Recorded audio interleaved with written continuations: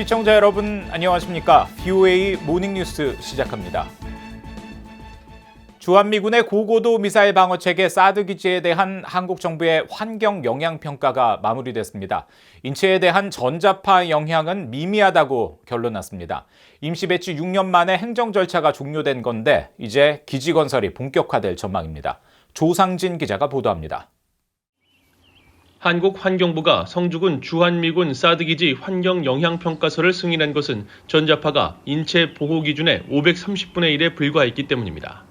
환경부는 21일 관계 전문기관과 함께 전자파 영향을 종합 검토한 결과 전자파 측정값이 인체 보호 기준의 0.189% 수준으로 인체와 주변 환경에 미치는 영향이 미미하다고 승인 이유를 밝혔습니다. 이로써 지난 2017년 9월 임시 배치된 주한미군 사드기지 정상화를 위한 행정 절차가 6년 만에 완료됐습니다. 이에 따라 주한미군은 한국 정부와 협의를 거쳐 내년 초 완공을 목표로 정수와 하수시설 보강, 장병 숙소 개선 등 기지 전반의 인프라 시설 공사에 나설 방침입니다. 기지 내의 장병들의 임무 수행 여건을 보장하기 위한 그런 활동들이 추가로 좀 될 것이고, 또 저희가 환경부와 필요한 후속 조치를 좀 해서 기지가 정상적으로 운영될 수 있는 막바지 준비를 해나갈 것입니다.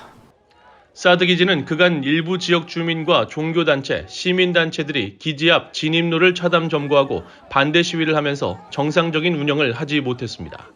이 때문에 미국과 한국 장병들은 텐트나 컨테이너에서 생활하면서 식수와 식량, 유류를 헬기로 공수받아야 했고 유류가 제때 보급되지 않아 레이더 가동에 차질을 빚는 경우도 있었습니다. 지난 2016년 말 당시 박근혜 정부는 6개월 걸리는 소규모 환경 영향 평가를 통해 사드를 조기 배치할 계획이었습니다. 하지만 탄핵을 통해 집권한 문재인 정부가 이를 뒤집어 일반 환경 영향 평가를 받도록 방침을 바꿨으며 후속 절차를 5년 내내 미뤘습니다. 전문가들은 사드 기지가 정상 운영되면 진화하고 있는 이 무기 체계에 맞게 다양한 훈련을 할 수 있을 것이라면서 북한의 위협에 맞서 주한미군 사드와 한국형 미사일 방어 체계가 결합돼야 한다고 강조했습니다. 북한이 중거리 또는 장거리 미사일을 고각으로 발사해서 대한민국과 주한미군 기지를 초토화시키겠다라고 하는 역량과 의지를 가지고 있으니까 지금 대한민국은 아직 고고도 미사일 방어 체계가 구비가 안 되어 있으니까 사드가 그 역할을 할 수 있는 것이고 사드와 함께 한국이 개발하는 L3이라든지 패트리엇이라든지 이런 것들이 다층 방어 체계를 구축할 수 있는 거죠. 중국은 사드 배치 이후 주요 계기마다 이른바 사드 3부를 요구하며 반발했기 때문에 사드 기지가 정상화되는 과정도 견제할 수 있습니다. 그러나 전문가들은 미국과 한국이 새로운 레이더를 들여오지 않고 원격 발사 시스템을 도입하면서 중국의 사드 불가 논리는 힘을 잃었다고 밝혔습니다. 중국이 구실을 삼은 거는 레이더의 문제가 컸죠. 근데 한국에 배치된 사드 포대도 원격 운영이 가능하도록 이미 업그레이드가 됐기 때문에 발사대만 추가 배치를 했을 경우에 중국이 과거에 반대했던 그런 논리가 이제 사라지게 되는 거죠. 한국 외교부 당국자는 22일 사드는 북한의 핵과 미사일 위협으로부터 국민 생명과 안전을 지키기 위한 자위적인 방어 수단이고 특히 안보 주권 관련 사안으로서 협의 대상이 될 수 없다는 입장을 한국 정부는 일관되게 견지하고 있다고 밝혔습니다. VOA 뉴스 조상진입니다. 하야시 요시마사 일본 외무상이 영국 런던에서 열린 주요 7개국 G7 외교장관 회의에서 북한에 잇따른 탄도미사일 발사를 규탄했습니다. 일본 외무성은 22일 보도자료를 통해 하야시 외무상이 전날 회의에서 탄도미사일 기술을 이용한 인공위성 발사와 일본의 배타적 경제 수역에 낙하한 탄도미사일을 지목하면서 유엔 안전보장이사회 결의 위반인 북한 미사일을 절대 용납할 수 없다고 말했다고 밝혔습니다. 이어 하야시 외무상은 앞으로도 G7과 긴밀히 협력하면서 인도태평양 지역에 관한 논의를 심화시키고자 한다고 강조했습니다. 또 이번 회의에서 토니 블링컨 미국 국무장관은 중국 방문에 대한 결과를 설명했고 다른 참가자들도 중국 정세에 대해 의견을 교환했다고 전했습니다. 국제민간항공기구 이카오가 지난해에 이어 올해도 국제민간항공협약 등 국제규범을 위반한 북한의 미사일 발사를 규탄하는 결정을 채택했습니다.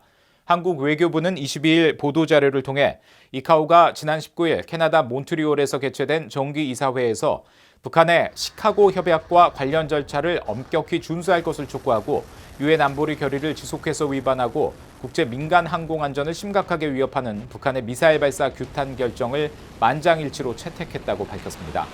이카오는 2017년과 지난해 이사회 결정, 지난해 제41차 총회 결의 등을 통해 북한의 미사일 발사를 규탄해 왔습니다. 살바토레 샤키타노 이카오 이사회 의장은 지난달 30일에 북한 당국의 서한을 보내 국제 민항 안전을 위해 시카고 협약과 관련 규정을 철저히 준수할 것을 촉구하기도 했습니다. 국제해사기구 IMO 해사안전위원회도 지난달 31일 국제 항행 안전을 위협하는 북한 미사일 발사를 규탄하는 결의문을 채택했습니다. 국제인권단체가 중국에서 임신한 채 송환된 탈북 여성들에 대한 북한 당국의 강제 낙태를 반인도적 범죄라고 규정하고 비판했습니다. 국제 앰네스티는 21일 미국 의회 청문회에서 제기된 북송 탈북 여성들의 낙태 문제와 관련한 VOA의 서면 질의에 탈북 여성에 대한 낙태는 중대한 폭력에 해당하며 이는 2014년 발표된 유엔 북한인권조사위원회 보고서에서도 인정한 박해라고 지적했습니다. 이 단체의 최재훈 북한인권 담당관은 북한에서는 순수한 북한 혈통이 아니면 차별에 직면할 수 있어 중국 남성과의 사이에서 임신한 탈북 여성에 대한 강제 낙태는 순수 혈통을 지키지 못한 탈북 여성들에 대한 자의적 처벌 측면에서 행해지는 것으로 파악된다고 밝혔습니다.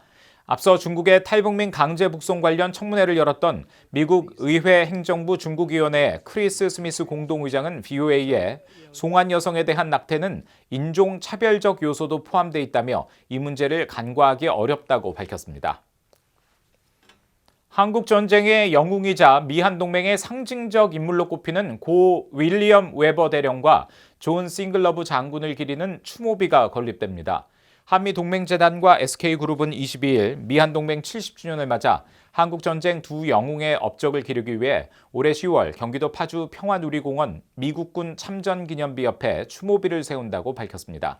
웨버 대령은 공수부대 장교로 한국전쟁에 참전해 인천 상륙작전과 서울 수복작전 등에서 활약했으며 원주 전투에서 오른팔과 다리를 잃고도 현역으로 복귀한 이후 미국에서 한국전쟁을 재조명하는 데 헌신했습니다. 웨버 대령은 생전 여러 행사에서 왼손으로 격리하는 모습으로 널리 알려져 있습니다. 싱글러브 장군 역시 한국전쟁 참전용사로 1977년 주한미군을 철수하겠다는 미국 행정부 결정에 강하게 반대하는 등 미한동맹의 기여한 인물로 평가받습니다. 두 사람은 지난해 별세에 미국 알링턴 국립묘지에 안장됐습니다. 이상으로 VOA 모닝뉴스를 마칩니다. 시청해주신 여러분 고맙습니다.